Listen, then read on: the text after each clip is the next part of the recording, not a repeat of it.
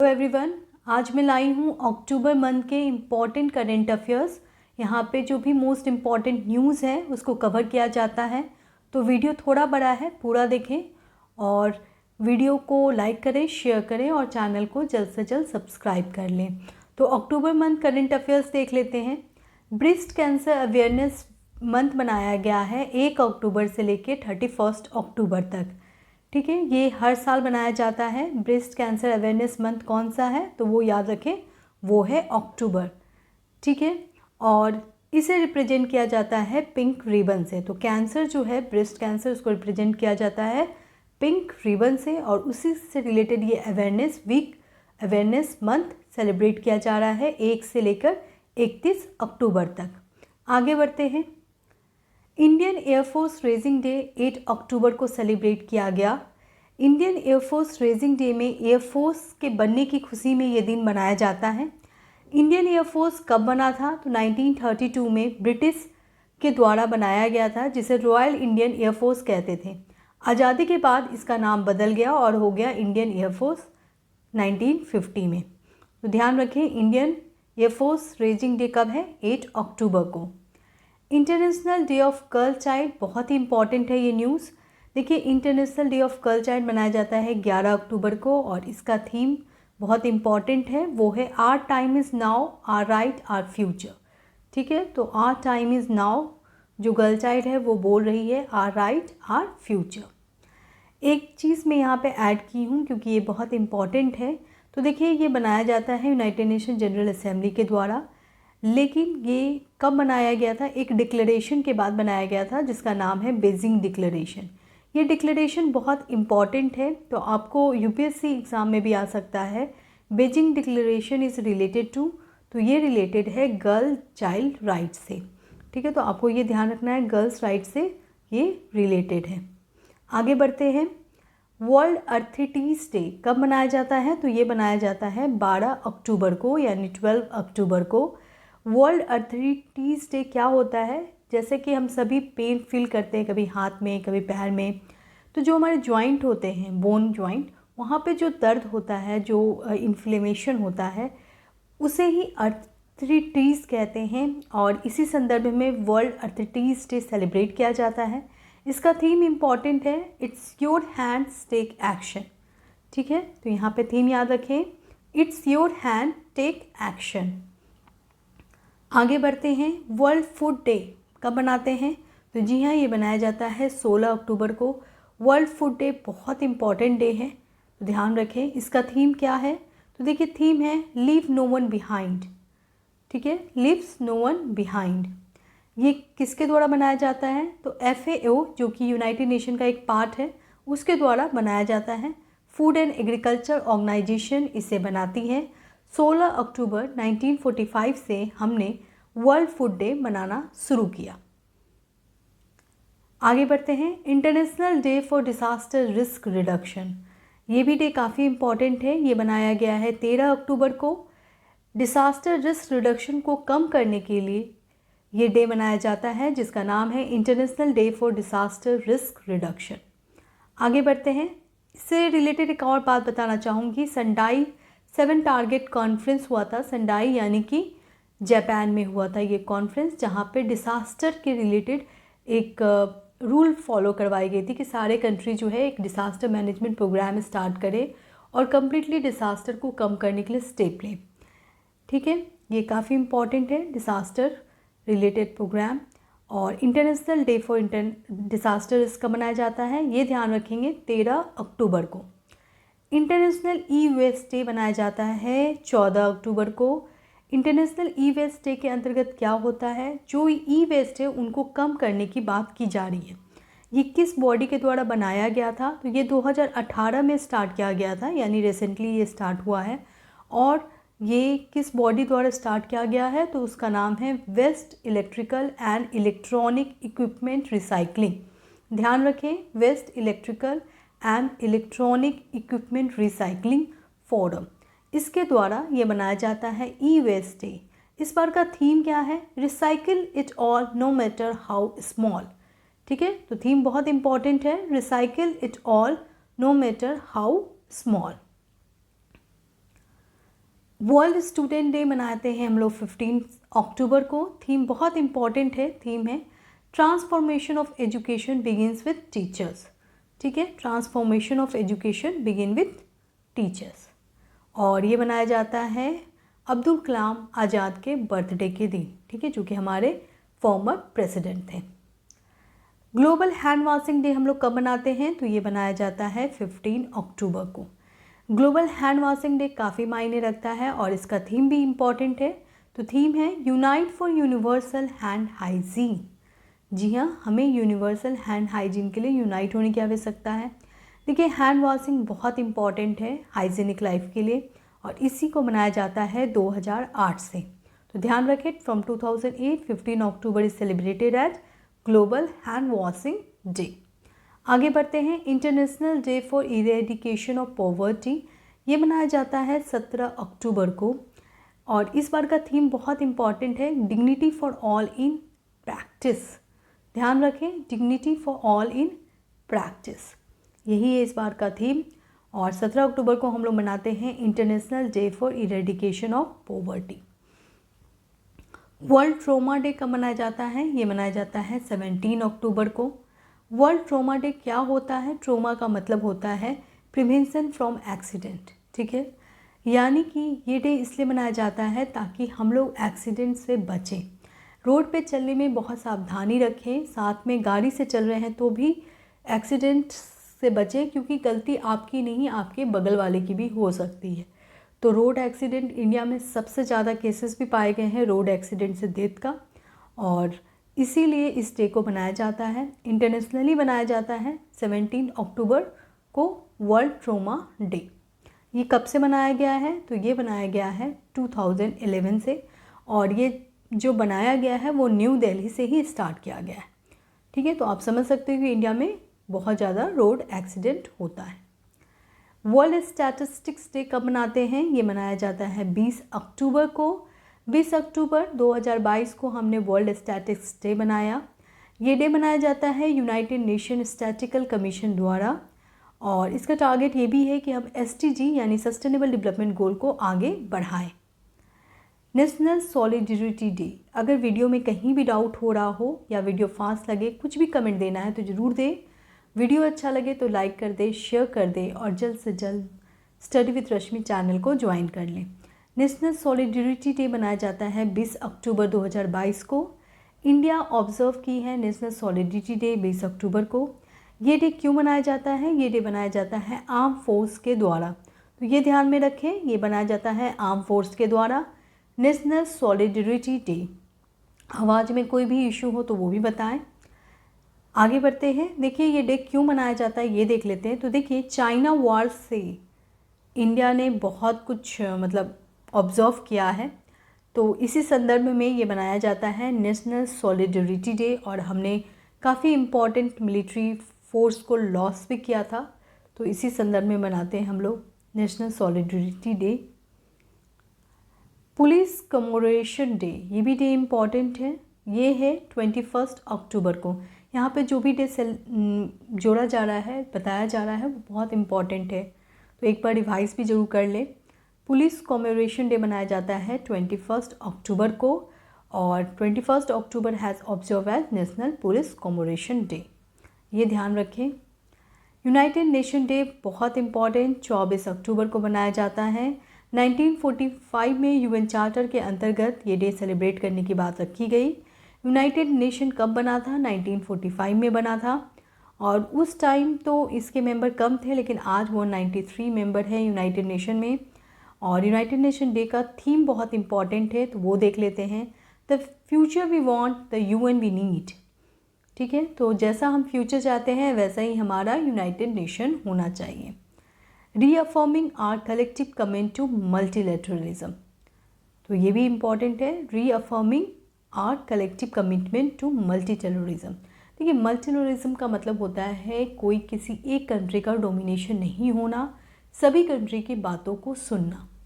ठीक है, United nation day बहुत इम्पॉर्टेंट है और यूनाइटेड नेशन के रोल भी बढ़ते जा रहे हैं।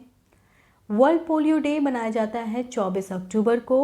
वर्ल्ड पोलियो डे बहुत इम्पॉर्टेंट है, टुडे वी इन पोलियो। तो आपने देखा 24 अक्टूबर को 2 इम्पॉर्टेंट डे बनाया गया, एक तो यूनाइटेड नेशन डे और दूसरा वर्ल्ड पोलियो डे। इस बार का थीम क्या है? Together we end polio. जी हाँ, हम सब मिल के पोलियो को ख़त्म कर सकते हैं। पोलियो के बारे में कुछ बताना चाहूँगी। पोलियो एक वायरस डिजीज़ है जो कि फैलता है गंदे खाने, पानी और इन्फेक्टेड पर्सन के कांटेक्ट में आने से। इसके ट्रीटमेंट के लिए बहुत सारी मेडिसिन आ रही है और वैक्सीन भी है। साथ में ये भी बताना चाहूँगी, पैरालिसिस इसमें होता है, बच्चों को ये ज़्यादा इम्पैक्ट करता है। आगे बढ़ते हैं। United Nation celebrated the disarmament week. ये भी बहुत इम्पॉर्टेंट है। डिसआर्मामेंट वीक 24 से 30 अक्टूबर सेलिब्रेट किया गया है। डिसआर्मामेंट वीक में यूनाइटेड नेशन ने बताया है, सेलिब्रेट किया है। ठीक है, तो United Nation celebrated the disarmament week 24 से लेकर 30 अक्टूबर। जम्मू एंड कश्मीर ने सेलिब्रेट किया है एसेशन डे 27 अक्टूबर को, क्योंकि 27 अक्टूबर को ही जम्मू एंड कश्मीर इंडिया का हिस्सा बना था। ध्यान रखें, Jammu and Kashmir celebrated their accession day on 27 October. World animation day मनाया जाता है 28 अक्टूबर को। एनिमेटेड मूवी तो आपने देखा होगा, तो एनिमेटेड मूवी के लिए ये डे मनाया जाता है, वर्ल्ड एनिमेशन डे। और अगर हम बात करें कि पहले एनिमेशन परफॉर्मेंस कब हुआ था, तो ये हुआ था पेरिस में। ठीक है, और 3D 2D एनिमेशन मूवीज़ आते हैं, तो ध्यान रखें। और ये डे किसके द्वारा बनाया जाता है? तो इंटरनेशनल एनिमेटेड फिल्म एसोसिएशन द्वारा 28 अक्टूबर को इंटरनेशनल एनिमेशन डे मनाया जाता है। इंटरनेशनल न्यूज़ देख लेते हैं। New PM of UK Rishi Sunak बन गए हैं नए प्राइम मिनिस्टर यूके के। जॉर्जिया मेलोनी बनी है न्यू पीएम ऑफ इटली। तो नई प्राइम मिनिस्टर इटली की बनी है जॉर्जिया मेलोनी। इनके बारे में मैं बताना चाहूँगी, आपने हिस्ट्री में 2 पार्टी का नाम बहुत ज़्यादा सुना था। एक था नाजिस्ट पार्टी और दूसरा था फासिस्ट पार्टी। नाजिस्ट पार्टी जिसके लीडर थे हिटलर और वो फेमस था जर्मनी में। वही फासिस्ट पार्टी की बात करें तो ये फासिस्ट पार्टी जो था वो फेमस था इटली में। ठीक है, मेलोनी की उस टाइम। तो इसी की पार्टी फिर से रूल में आई है, यानी कि फिर से फासिस्ट सरकार इटली में बनी है। और इनका नाम है, इसके जो लीडर है, जो हमारे इटली की प्राइम मिनिस्टर हैं, वो है जॉर्जिया मेलोनी। ठीक है, ये पहली वीमेन है जो कि इस पोजीशन पे आई हैं। तो फर्स्ट विमेन पीएम जो इटली की बनी है वो है जॉर्जिया मेलोनी। आगे बढ़ते हैं। करंट अफेयर्स में मैं थोड़ी क्विज़ भी डाली हूँ ताकि आपको ज़्यादा इंटरेस्ट आए। तो कौन सी कंट्री है जिसने सिटीजनशिप दिया है यूएस के इंटेलिजेंस कॉन्ट्रैक्टर एडवर्ड स्नोडेन को? तो यूएस के इंटेलिजेंस कॉन्ट्रैक्टर एडवर्ड स्नोडेन को सिटीजनशिप दिया गया है अभी हाल में रशिया द्वारा। ठीक है, रशिया ने ये सिटीजनशिप दिया है। ये कौन है? तो एडवर्ड स्नोडेन जो हैं वो यूएस के इंटेलिजेंस कॉन्ट्रैक्टर थे, लेकिन इन्होंने जो इन्फॉर्मेशन है वो रशिया को दे दिया था। 2013 से ये यूएस में नहीं है, ये रशिया में छुपे हुए थे और अभी हाल में इनको रशिया का सिटीजनशिप भी दे दिया गया है।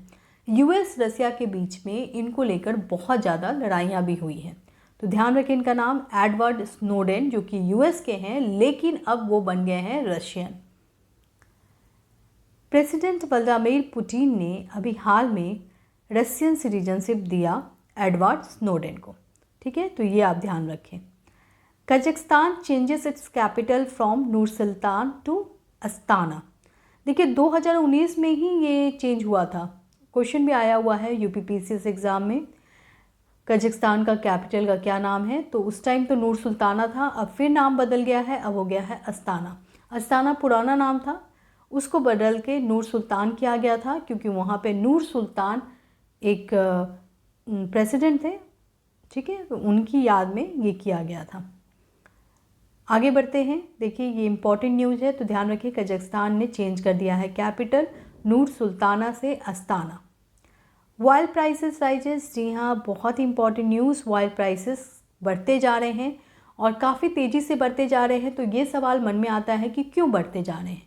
तो इसका रीज़न ये है कि OPEC agree to its deepest cut of production. OPEC ने ये एग्री किया है कि वो प्रोडक्शन को कम कर दिए हैं, इसीलिए जो ऑयल प्राइसेस है वो बहुत ज़्यादा बढ़ चुका है। कोविड सिचुएशन में ही उन्होंने ये स्टेप लिया था। ओपेक कंट्रीज़ ने ऑयल प्रोडक्शन को कम कर दिया था और अभी हाल में अब फिर से इस पर बहस चल रही है और हो सकता है जो दाम है पेट्रोलियम ऑयल के वो घट जाए। ओपेक कंट्रीज़ बहुत मायने रखती है, तो एक बार उनके बारे में जान लेते हैं। Organisation of petroleum exporting country is a permanent inter governmental organisation.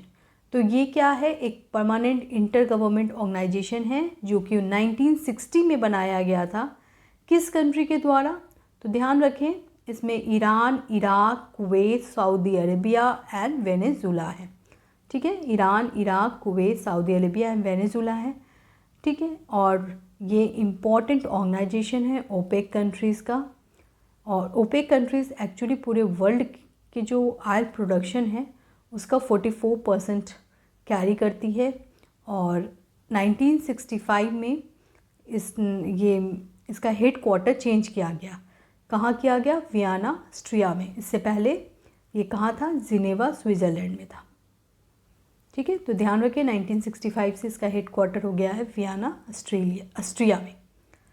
आगे बढ़ते हैं। Trade deficit crosses 1 trillion. जी हाँ, इंडिया और चाइना का ट्रेड डेफिसिट काफ़ी ज़्यादा बढ़ गया है। और इंडिया की जो इम्बैलेंस ट्रेड डेफिसिट है, यानी इंडिया जो है बहुत ज़्यादा इंपोर्ट करता है चाइना से कंपेयर टू एक्सपोर्ट। ठीक है, तो ट्रेड गैप जो है वो बहुत ज़्यादा हो गया है इंडिया और चाइना का। और इंडिया इसे फेस कर रहा है क्योंकि 1 ट्रिलियन डॉलर से अधिक हो गया है। ठीक है, तो इम्बैलेंस ट्रेड डेफिसिट है और चाइना जो है वो अपना एक्सपोर्ट, इंडिया जो है वो सोच लिया है कि वो चाइना से एक्सपोर्ट कम करेगा। ठीक है, तो आपने देखा भी होगा दिवाली में जो लाइट होती है वो अब इंडियन मैन्युफैक्चर कर रहे हैं, पहले चाइनीज़ बल्ब होते थे। Financial action task force list, ये बहुत इंपॉर्टेंट न्यूज़।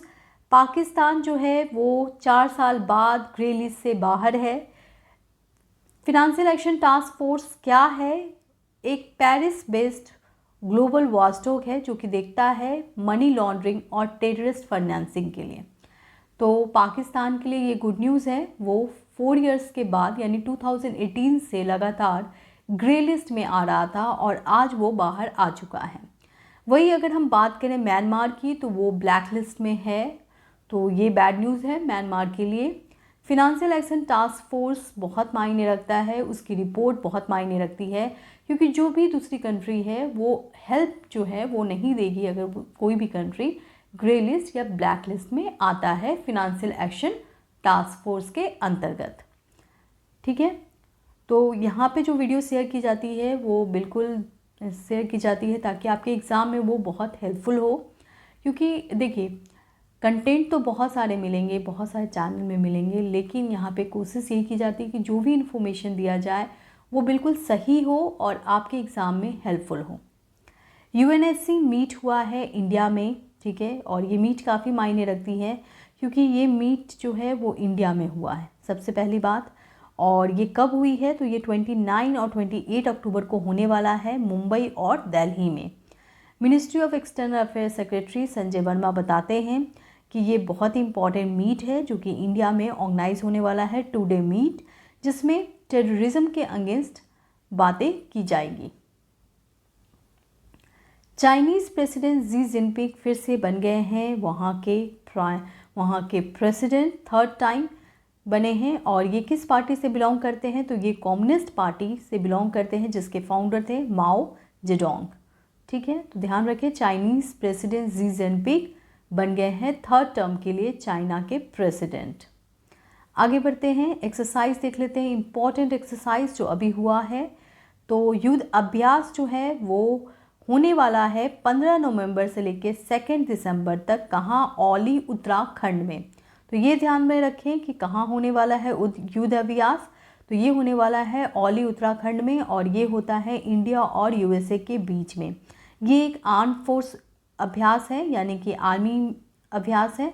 और मैं ये भी बताना चाहूँगी क्वाड जो मेंबर हैं, यानी क्वाड मेंबर कौन कौन से हैं, इंडिया, ऑस्ट्रेलिया, जापान और यूएस, ये सारे जो मेंबर हैं वो भी युद्ध अभ्यास में पार्टिसिपेट कर सकते हैं।